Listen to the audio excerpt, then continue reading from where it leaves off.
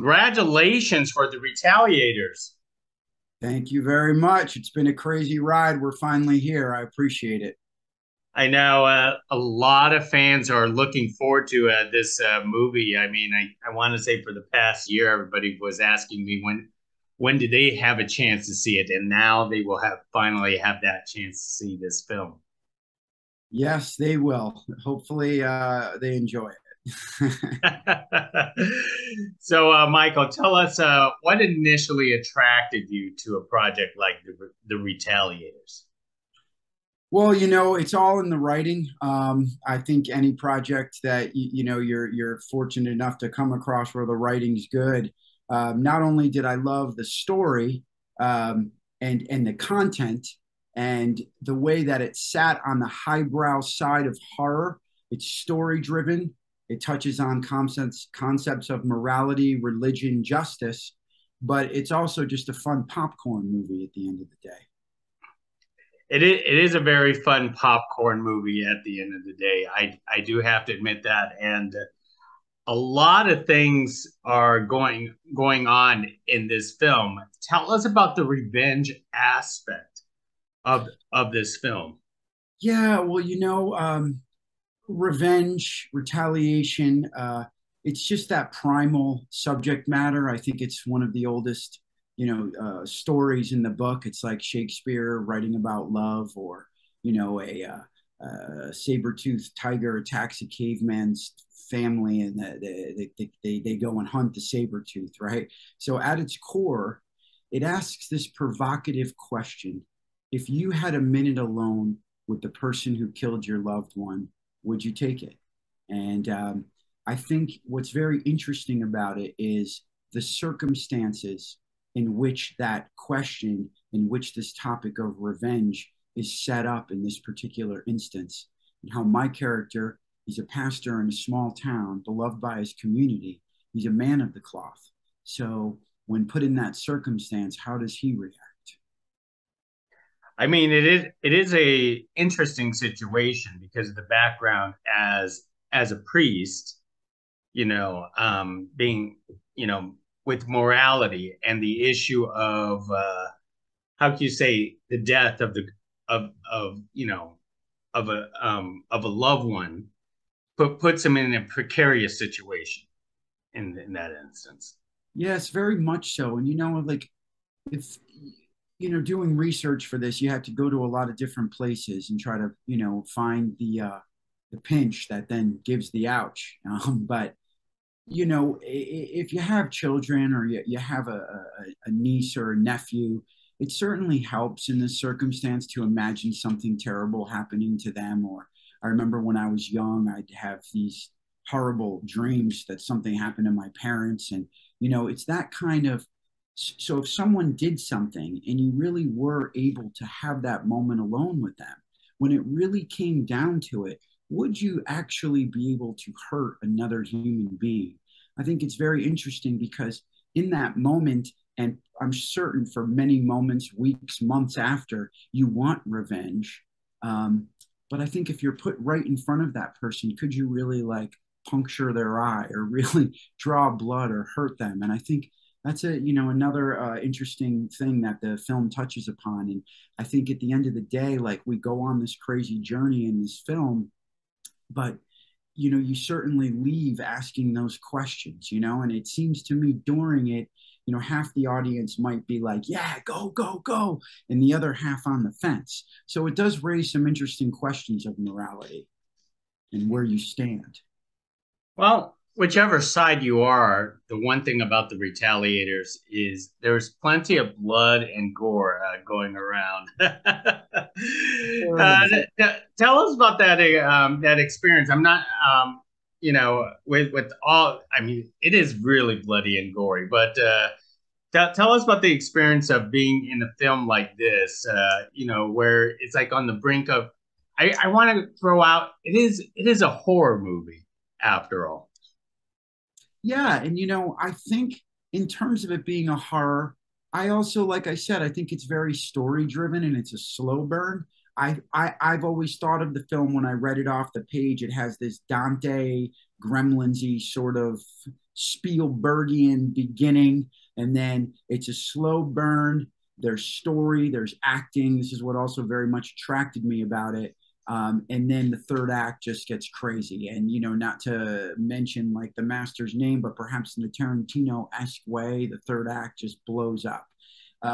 So, all those fun gore scenes, they were really crazy. We were filming in on the East Coast in New Jersey, and it was November, and it was 19 degrees. And my character, of course, has a t-shirt on, and then you have to deal with all that fake, like syrupy, sticky blood. So, like, I hate makeup of any kind. So, you're in between takes, your neck sticking to your chest and your shirt. But look, the funny thing is, I say this, but at the end of the day, we're playing, and you couldn't be more, fortunate to be. It's not like I'm digging ditches, but it was challenging and doing a lot of the stunts. I did work with an incredible stunt guy, Norman Douglas, and I worked with him many years ago. I was on a television show called Rescue Me, and he was our stunt guy then. So I called him back in for this, and we did a lot of choreography and had a lot of fun with it. He's such a pro. I was going to say they were throwing you around like a rag doll all over the place. So that was all you then? Yeah, like all those fights were me. Yeah. I would definitely like have a lot of bumps and bruises and scratches but the crazy thing is you're able to use those to some degree for the character, of course, not only in his physical circumstance, but also where he is mentally. We were also filming during COVID. So you have to understand there was a lot of stress. And as an actor, you find what you can use for the character. And at that point, my character is just completely rocked and turned inside out anyway. So I think it helped in this case. Now, I want to say that a lot of fans are looking forward to this because this is almost seems like you're watching one long music video with all these musicians in the film. Talk about working with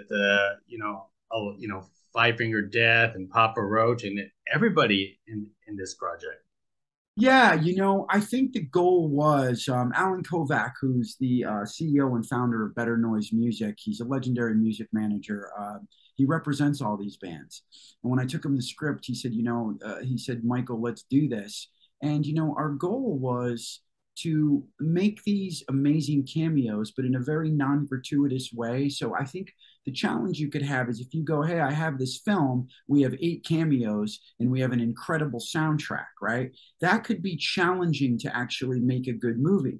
And what I'm proud about is that we've had a pretty good run in film festivals, and we've been able to be accepted so far within the genre. So I feel like we carefully placed each one of these men and women and these incredible artists in certain roles that we knew that they would be perfect for, but also that if you weren't a fan of the band Papa Roach or Eva Under Fire, or you wouldn't know that Jacoby Shaddix wasn't an actor, or Five Finger Death Punch were the motorcycle gangs. You would just think that Jacoby Shaddix, he was an actor, that he wasn't a musician, that he wasn't the lead singer of Papa Roach. The same with Five Finger, Eva Under Fire, same thing. I think they're all fantastic. And I spoke with them all a lot before they even got on set about the script, about their characters, and they're all fantastic in their roles. But I think it's sort of naturally because they're all storytellers with their music. And I think what they needed to do here was they're very big on stage, right? They're rock stars. They write these songs and they tell these stories. And I think they just needed to hone it in for the camera, and just have it a little more behind their eyes and be a little more subtle. And I think they all managed to do it. And I'll add one last thing. As a director, I would 100% rather work with an actor who brings it and it's all there, and then we have to sort of hone it in and tone rather than being afraid to go there.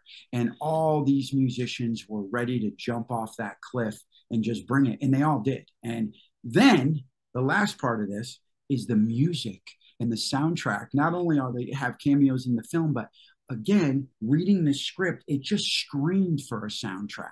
It's got the wink at the 80s. It's like all those great films from the 80s and 90s, whether it be Lost Boys, Judgment Night, The Crow. And I think that added to that element of what the dialogue is. And the songs fit so well in the scenes that they're actually supporting the emotion that happens with the actors and, and heightening it. And then the last part of it is we were fortunate enough to bring in Kyle Dixon and Michael Stein, the Stranger Things guys who scored Stranger Things, for another incredible music element to this film.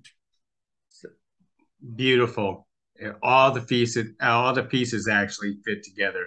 One last thing before I let you go, Michael.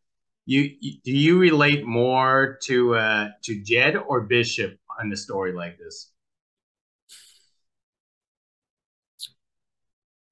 Gosh, it's a really good question, because I played Bishop and I'm so close to the guy and I have been for so long. I lean into Bishop, of course. But the crazy part is, like I said, I think I understand Jed and I'm with him too. I know that's not a clear answer, but that's what I feel like the audience is going to be. You're sort of teetering back and forth. But at the end of the day, I mean, I I was almost answering to John Bishop. I've been playing this character for so long. So it's, through COVID with shutdowns, then shooting again. I mean, this thing's been like a family member to me. So I always have to go with John Bishop.